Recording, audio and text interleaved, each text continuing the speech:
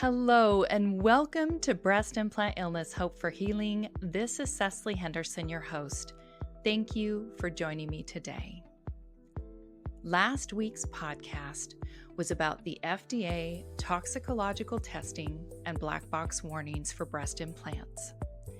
Today, we are going to be talking about a subject that is very concerning and women need to understand before explant surgery. There is an autoimmune link to biofilm, bacteria, and mold in breast implant capsules. I am a certified health coach practitioner and have practitioner certifications in training in microbiome, SIBO, organic oats, and mold testing. I also have experience with biofilm exposure, mast cell activation syndrome, and food sensitivities. I have been working with clients and patients over the last 5 years that have gut microbiome, mold, autoimmune, and biofilm infections of the body. I am not a doctor. I am a functional medicine practitioner with medical training and certifications for these specific conditions. I would like to talk about a case study that was done April of 2020 by the Plastic Surgery and Reconstructive Global Open. It was led by 4 researchers. I will provide you with the study reference and link at the end of the podcast. This study followed 50 patients who wanted explantation due to breast implant illness symptoms. The researchers analyzed their symptoms and followed up with a questionnaire. Implants and capsules were removed en bloc. Implants were photographed. Each implant shell and capsule was sent to the lab for histology and microbiological cultures. The results identified positive bacterial cultures in 36% of the breast implant illness patients, compared with 6% of the control groups. The most common organism was P. acnes bacteria. 84% of BII patients reported partial or complete resolution of symptoms after explantation. None of the 50 patients would consider having breast implants again.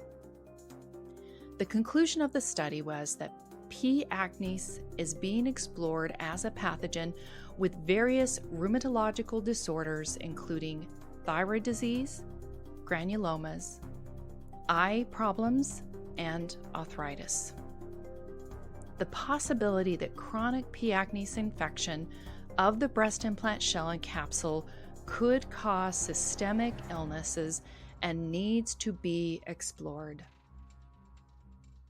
Now, this study focused on women with breast implant illness.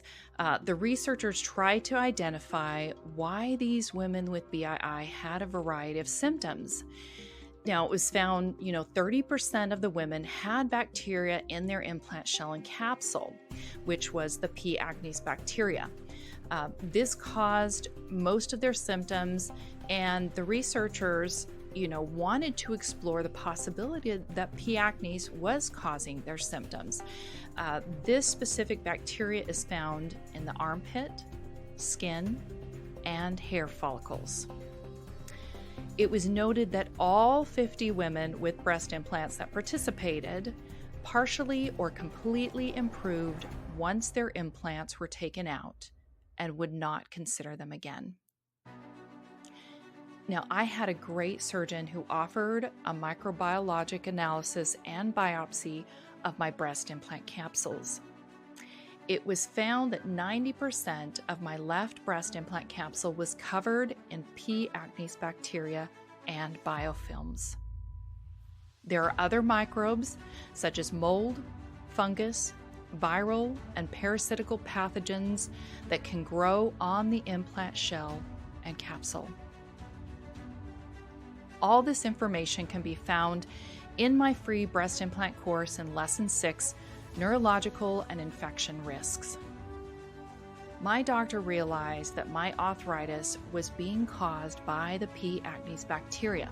I'd had that infection ever since my surgery, my implant surgery, which had been there, slow growing, for more than 14 years.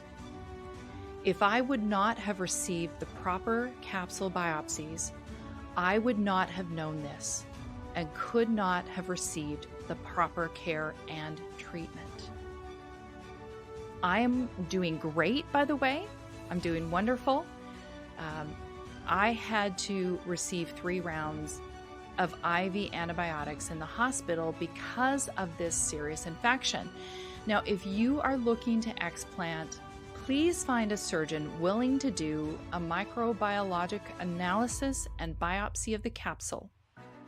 I know that Dr. Khan and a few surgeons are offering this test, but most surgeons do not.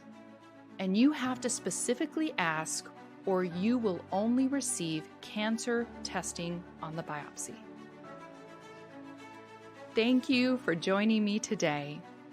And always remember, there is hope for healing.